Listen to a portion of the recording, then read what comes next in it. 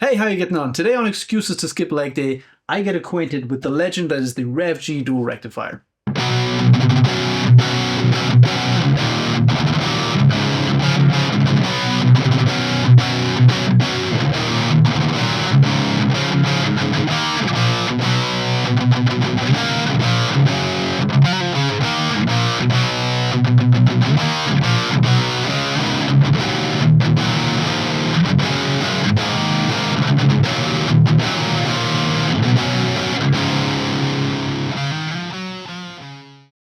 Regular viewers of the channel may have seen this amp briefly in the Soldano video I did a short while ago. It was featured in the Shootout section, but I liked this amp so much that I wanted to make a dedicated video about it. So in this video I'm going to be demoing the amp, going through the features, what it can do, what it can sound like, and I'm going to shoot it out against this fine stack of amplifiers later in the video. This amp was lent to me by my good friend Christoph, who is an amp tech in the north of Germany, and he's a legend. So if you have any amp tech needs in the north of Germany, hit him up. I'm going to put his contact details, his business details in the description below. But before Christoph had let me borrow this amp, I had never played a real Mesa Boogie amp before. And for the first half of my life as a guitarist, that was due to limited resources. They're not that terribly common in mainland Europe. And back in the day, I couldn't really afford it. Well, not just really, I just couldn't afford one. And in the second half of my life as a guitarist, the reasons why I hadn't played one was out of principle, because these guys made Mike Soldano sad. I mean, it's no secret that the preamps in the early rectifiers were pretty much one-to-one copies of the preamp section of the Soldano SLO.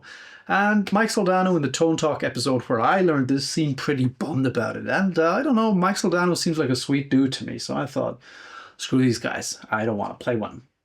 Part of that opinion, though, was based in ignorance, because the power amp is different, of course, and I've learned in the meantime that power amps aren't trivial. They have quite a large effect on the overall tone and feel of an amplifier. And that made me reconsider a bit, and when Christoph asked if I wanted to borrow this amp, I said, of course, yes. And when he brought it here and showed me the back panel of the amp, I realized I didn't even know half of the story. So let's check that out. According to Christoph, this is a 1995 two-channel Rev G Dual Rectifier. And as you can see, the back panel is loaded. There's so many options on the back here. Starting off here with the master selector switch for the rectification method, which gives the amp its name, obviously. We can switch back and forth between silicone die rectification and vacuum tube rectification. And silicone die rectification is what we have in most contemporary amps these days. But back in the day, they used tubes for that. And rectification in this context means we have alternating current coming out of our mains, but we need direct current to make the internals of the amp work. So there's usually a network out of diodes which convert the alternating current into direct current.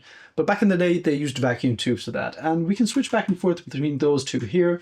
We have a selector switch for the bias for either using tubes from the 6L6 family or the EL34 family, which at least in my mind wasn't that common back in the day. I mean, these hit the market in 1992, and I can't think of many amps that had this feature back then. I mean, even these days it's not super common. Most amplifiers run on one family of octal-based power tubes, either EL34 or 6L6. There's a few exceptions like the Diesel amps or Laney's or the Lichtlem Audio Prometheus, but most amps I think of either run on one or the other. Then we have the effects loop, send and return jacks, each with individual level dials, and a selector switch for how we want the loop to be. We can either bypass the loop, have it on for orange and red, orange auto, red auto, no idea what that means, or we can put it on the foot switch, so I assume that means switching it on and off. I'm not going to go into that.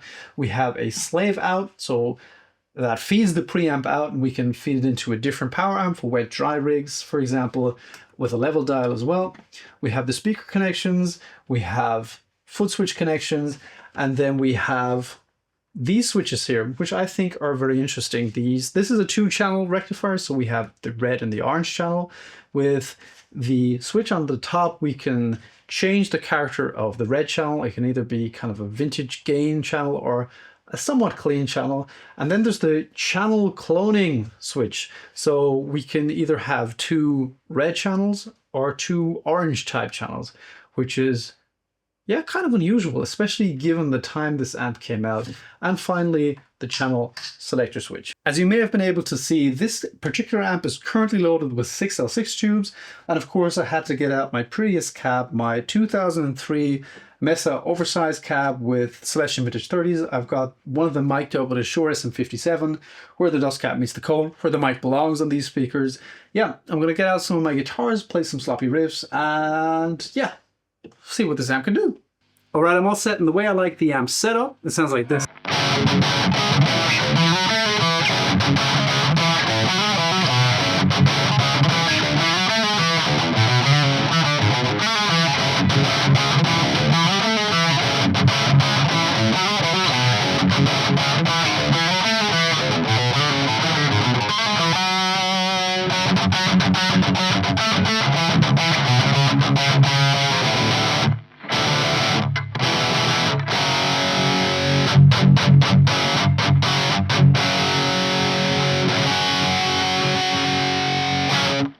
So that's on the red channel with a boost engaged. My friends tell me these amps work very well with TC style boosts. I only have one that is the Peeper's Dirty Treat. I love that boost, and it sounds really, really nice with the rectifier, I'd agree. The red channel is the highest gain setting that this amp has, so I'm getting ahead of myself a bit. Let's go over to the orange channel, and that is two modes. One kind of crunchy mode, and with a switch on the back, you can set that to, if I can find it, a clean sound. I'm going to start off with that.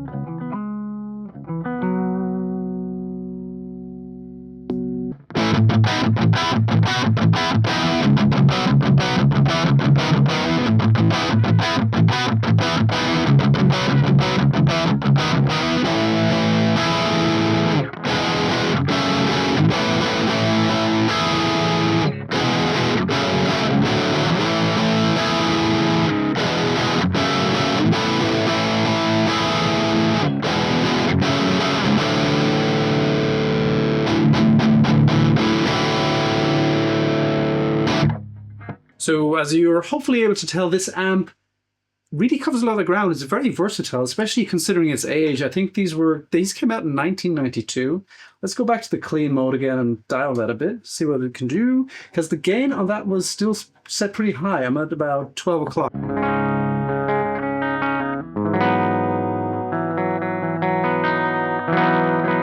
So it kind of starts slipping into crunch, at least with the bridge humbucker here.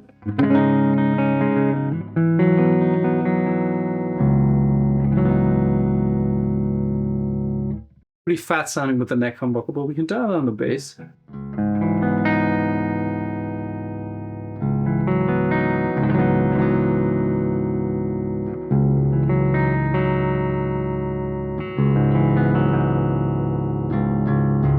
This sounds pretty thick with the bass all the way down, but that's not really what I wanted to explore. I wanted to lower the gain, see how clean we can get.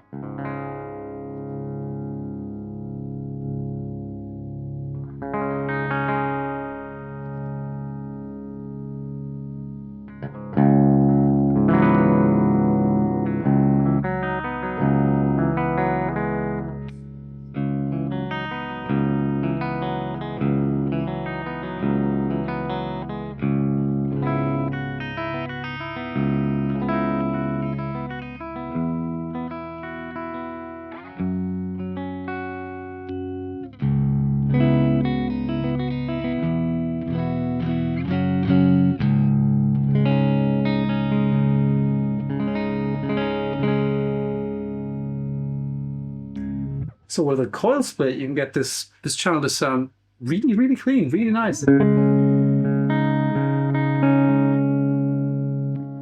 But personally, that's really the only use I have for clean channels, kind of to make a nice part before the disgusting part starts. Let's move over to the crunchy side of things.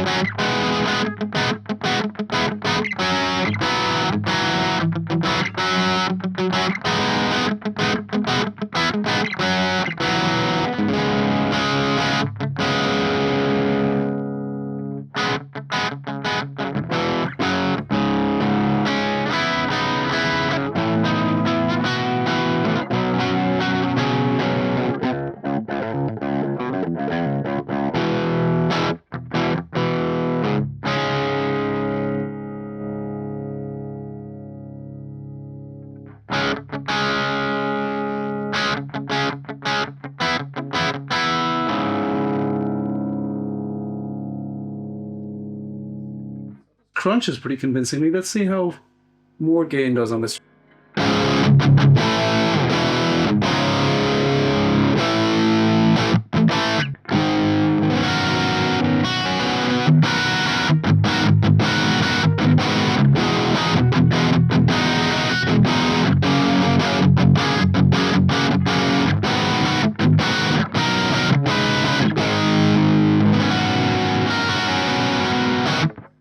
Add a boost to that. See how that works. This is a Lichtlam Audio King in Yellow. It's kind of a tube screamer-ish boost. It's my favorite boost in the world. And it makes the amp sound like this.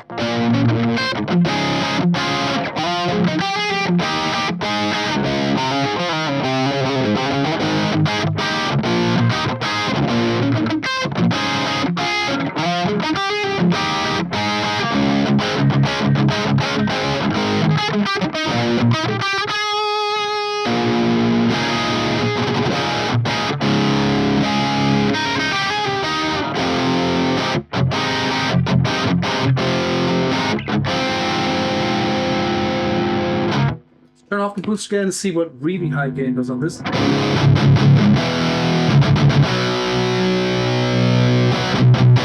And it thickens up quite a bit, and the noise floor goes up as well, as I'm sure you can hear.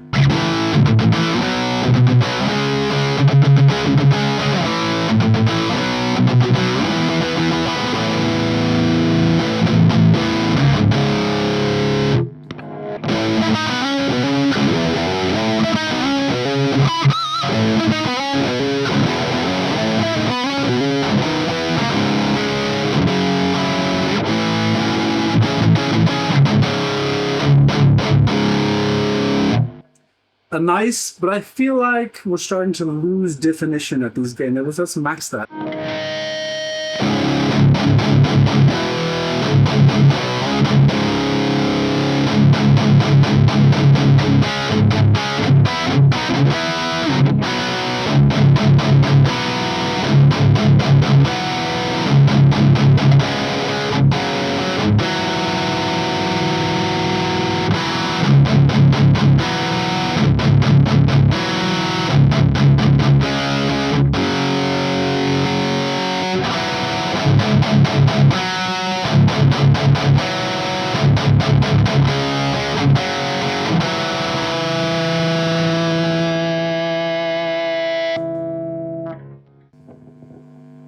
The gain all the way up, it's almost doomish, sludgy. Let's add some more bass.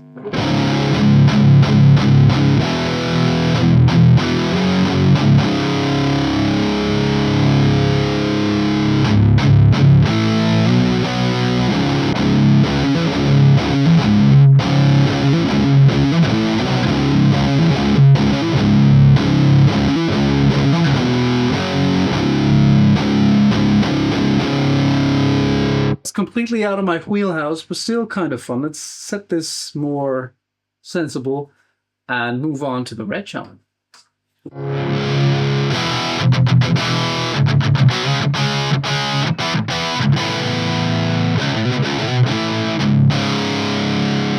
And immediately the red channel has a much more modern character. It feels much more contemporary to me.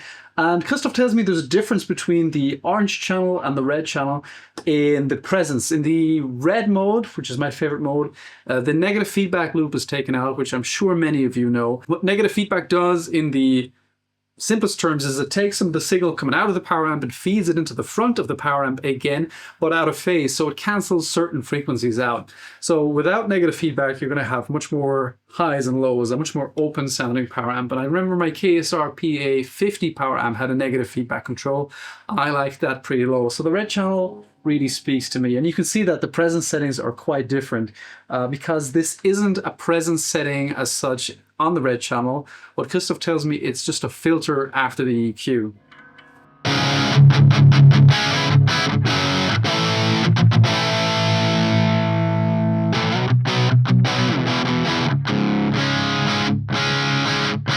And it does kind of heavy crunches.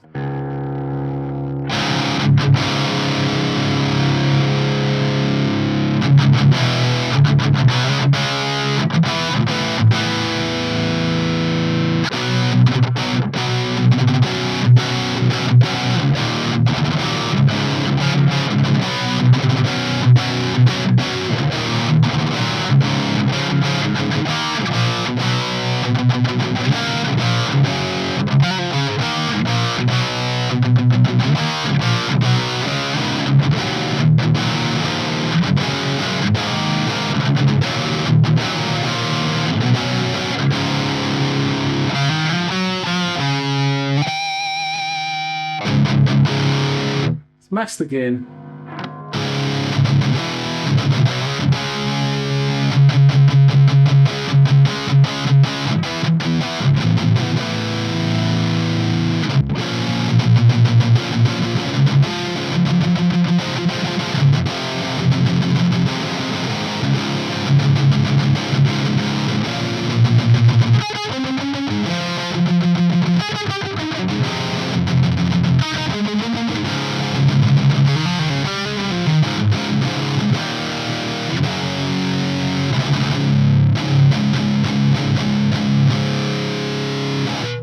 And similar to the orange channel, it gets really thick up there.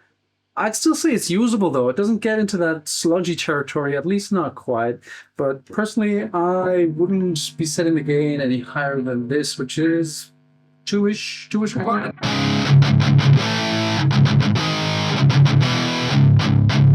However, the amp feels a little slow. I think to really move into that modern contemporary range, it needs a boost. Let's try the leaf climb audio.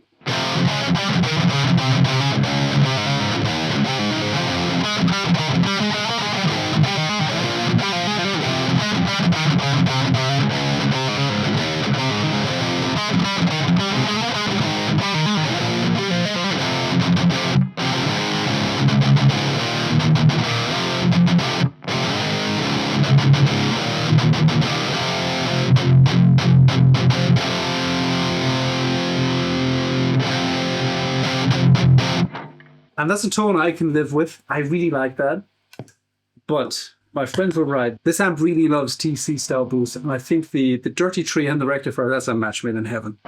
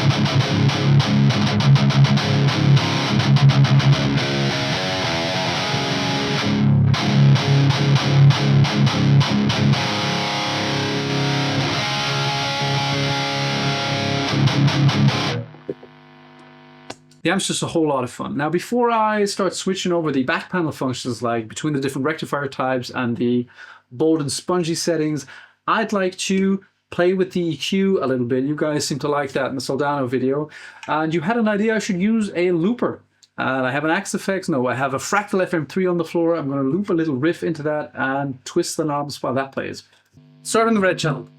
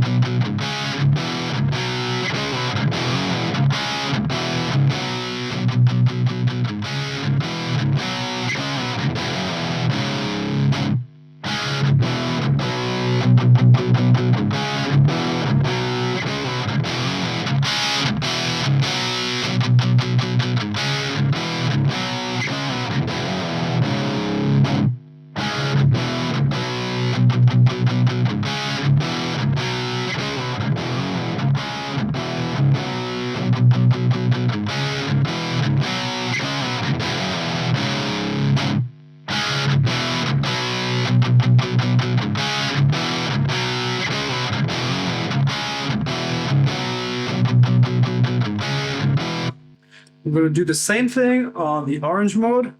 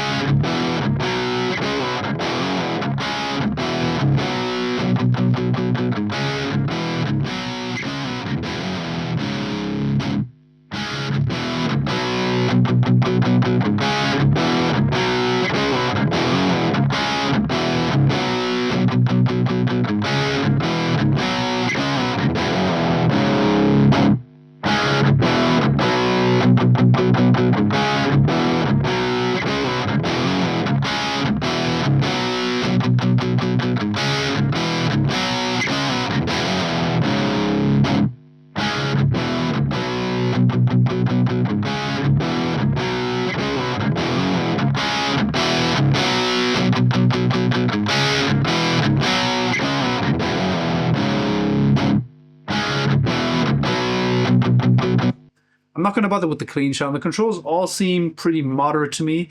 None of them can make the amp sound too obnoxious, apart from maybe the treble knobs and the presence on the orange channel. I find, however, though, that they only start really affecting the tone drastically in the top third. I mean, below that, from around here, all of them seem to be extra effective. And before that, the changes are more homeopathic almost, very slight changes. That's not a bad thing necessarily, it's just something one needs to be aware of when, we tend to dial with our eyes sometimes, and so we need to dial with our ears, not our eyes on that. So, one last thing left to check out before we move on to the shootout, and that is the rear panel settings, like the differences between the two rectifier types and the bold and spongy setting. Let's start off with the bold and spongy setting. I'm going to move to the red channel because I feel most comfortable on that. I'm not going to use a boost for that. And this is how it's set right now. I have it on silicone diodes and the setting is on bold.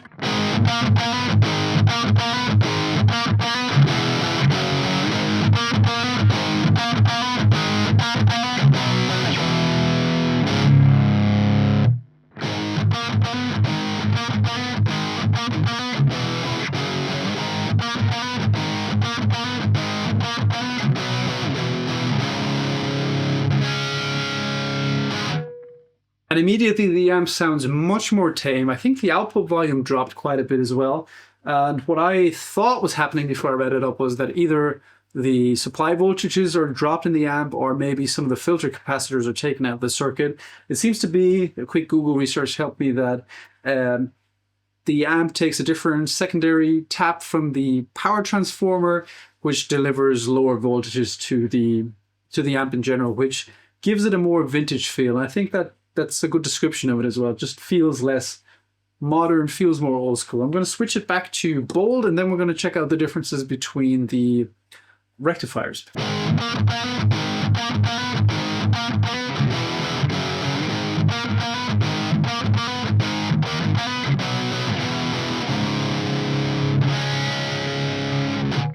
With the tube rectification, it feels a little more bouncy, softer, it seems to have less attack. I don't notice as much as a volume drop as I did with the bold and spongy setting.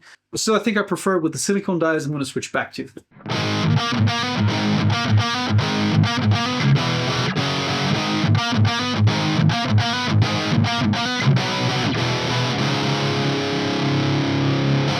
Yeah, the amp is much more lively that way. It seems fresher, brighter, more attackier.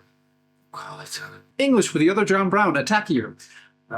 Just for shits and giggles, I'm going to set it to spongy with the tube rectifiers to see how that sounds.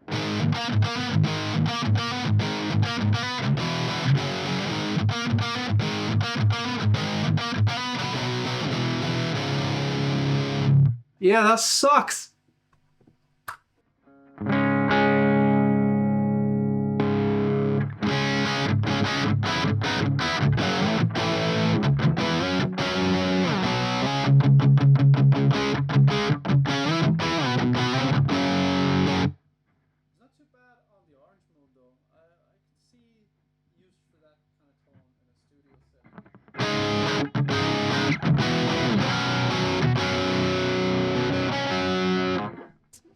Oops.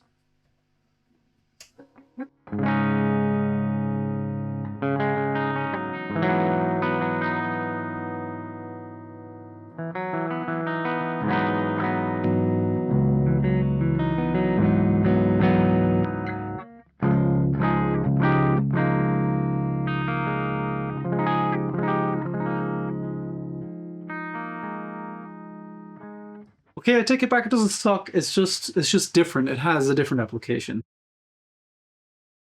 All right, shootout time. And the obvious candidate for a shootout against a Rev G 2-channel dual rectifier would be the original PV5150. I'm not going to do that today because I've already done it. I did that in the Soldano video from the other week. Now that I've gotten to know the rectifier a little better, I'd say they're comparable. I do prefer the cleans and the crunches on the dual rectifier. I think it has the edge there. When it comes to the high gain tones though, whoops, I think I still slightly prefer the 5150. It's close, but I think the 5150 is a bit tighter, a bit more immediate. Neither is better or worse than the other. It's all subjective at the end. And I'm sure if I played the rectifier more than the 5150, I might feel differently. But for the high gain tones, my choice would still be the 5150. So what am I using instead? First of all, I'm going to shoot it out against the Engel Savage 120 because that is an amp from the same generation. The 5150 and the dual rectifier both came out in 1992. And if memory serves correct, the Savage came out a year later in 1993. I expect these to behave quite differently from each other. For the shootout section, I'm only going to be doing high gain tones with and without a boost because yeah, that's really what these amps are about, aren't they? Really? And that's the kind of stuff I prefer anyway. So I'll just be using the red channel on the Mesa Boogie Dual Rectifier and the respective highest gain channel on these amps behind me here.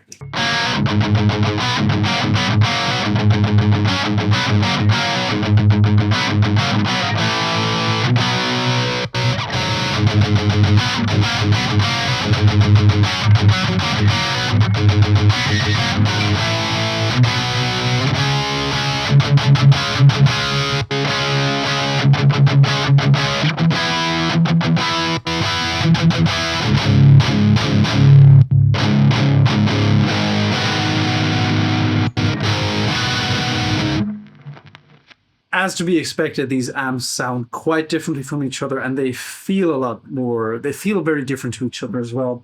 The Engel Savage has a lot more gain on tap. It's tighter and it has a tone and feel to it that I associate a lot more with more modern high gain amps instead of these classic high gain amps. Neither is better or worse, once again, but yeah, the Savage is definitely more modern. I'm going to add a boost to that. I'm actually going to pull back the gain a bit, or the gains plural, because the Savage has 2 on the highest gain channel, for the boosted section.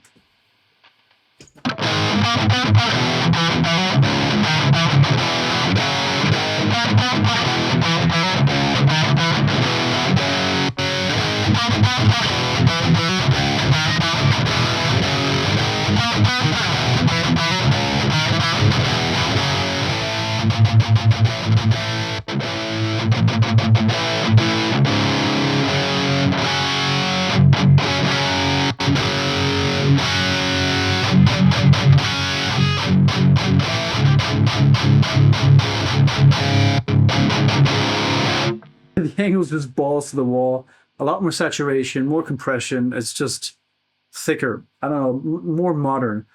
But that doesn't really mean better either. I think some people will prefer the more open nature of the Mesa Boogie Dual Rectifier over that super compressed sound that Engels are kind of famous for.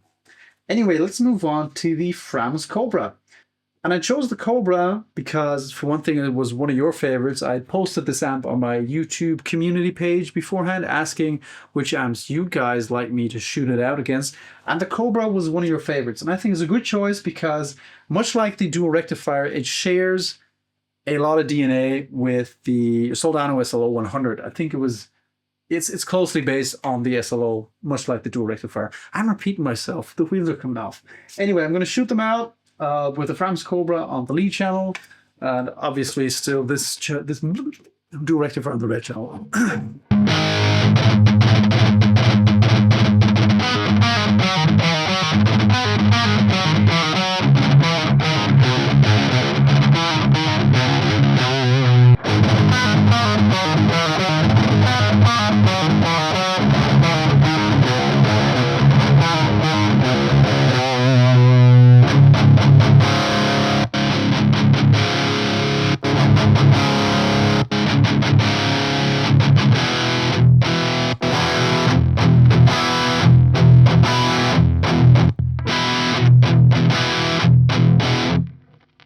So these sound and feel much closer to each other than the Engel Savage did. The Framus Cobra still has a bit more saturation and compression on tap compared to the Dual Rectifier. Again, though, one has to acknowledge that there's around a decade between the designs of these amps. I think these were designed in 1999, came out around 2000-ish, and obviously these were, the design of these started, what, in the 80s, 89, 88? But I think both amps really come into their own for high gain once you add a boost.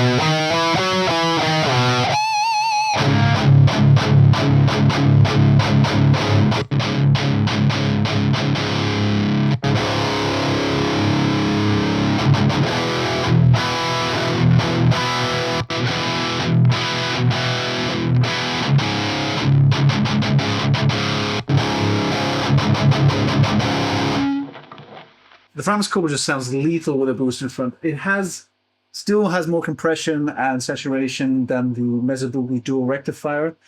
Again, though, not worlds apart. Anyway, let's move on to the last amp in this shootout, and that is the D-Moll. And at first, that might seem like an odd choice. However, I've seen reviews where people have claimed that D-Molls are like German rectifiers. Particularly, I've seen D-Moll reviews where people have said that. And that always struck me as a little weird, because on paper, to me at least, they couldn't be further apart, other than they are used as high gain amps and for nu metal music back in the day. Because, for one thing, I associate dual rectifiers with scooped sounds. And D-Molls are all mids, so that's a big difference. And also, Mesa Boogie or rectifier power amps, they're famously kind of underdimensioned. So I think I heard Dave Friedman say on one Tone Talk that these generate more like 80 watts instead of 100 watts. And D-Moll power amps are gigantic. They're completely over-engineered, huge transformers. So that's another difference between them. But who knows? Maybe I'm about to learn why people say that.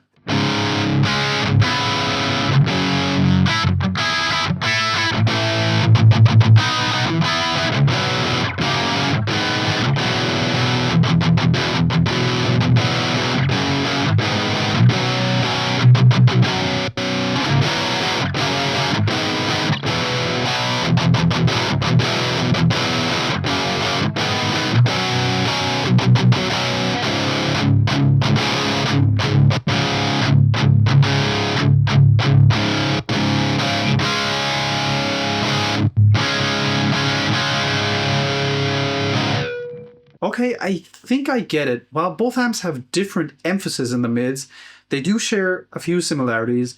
And first and foremost, both have huge, big low ends. And I think there's something in the highs as well that they share. Let's activate the mid cut on the D-Moll to see if that gets them closer together.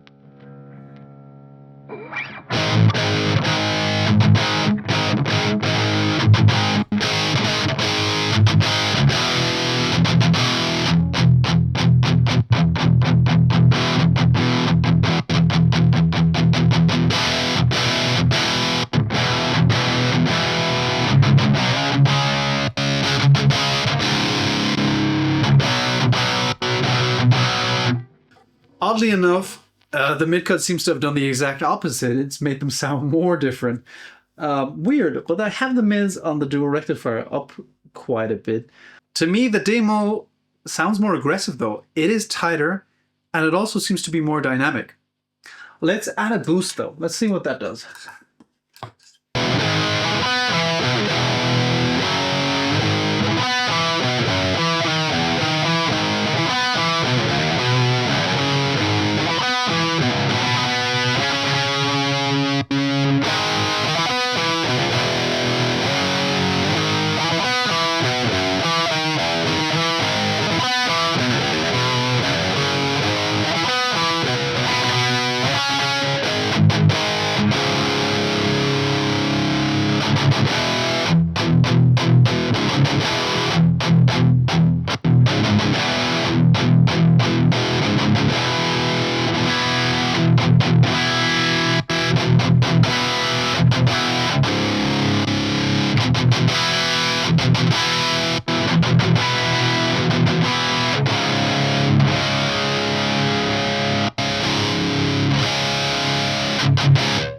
It's weird. Whenever I have the D-Moll in shootouts, I almost always end up liking it best. But when I play it by itself, I'm always fighting with it. But in shootouts, it always does fantastically well. So yeah, I get why some people refer to diesels as German rectifiers now. They definitely have similarities. They have similar applications. Weirdly enough, with the mid-cut engaged, it sounded further away from the rectifier. But yeah, cool. I always enjoy these shootout bits. Let me know what you think in the comments below. Which amp out of these four would you take if you could pick one? So what's left to say about the Mesa Boogie Dual Rectifier? It's a fantastic amplifier. I definitely get the appeal now. I didn't find this amp too tricky to dial, like some people said. I didn't find it as an acquired taste as I expected. In fact, I found it very easy to deal with. At the same time, I hear that they can vary quite a lot between each other. And maybe this is just a really good example, which wouldn't surprise me given Christoph's expertise and taste. But yeah, I wouldn't mind having one of these in my collection one day. If I can find one at the right price. Prices seem to be going up, up, and up, unfortunately. What do you think of the dual rectifier, or rectifiers in general? Do you have one? Would you like to have one? Did you have one? Tell me in the comments below. Also, did you prefer the rectifier to the other amps I shot it out against? Or do you perhaps prefer the good old 5150? I'll be making some captures of this amp for NAMM, Tonix, and now Nano Cortex or Quad Cortex for my Patreons to check out. If you want to support me, that's a great way. Check out my Patreon or use one of the affiliate links down below. Buy used if you can, but if you can't avoid buying new, use one of my affiliate links, please. That helps me out an awful lot. Thank you so much again to Christoph for letting me borrow this fantastic amplifier. And thank you so much for watching. I hope to see you in the next video. Bye!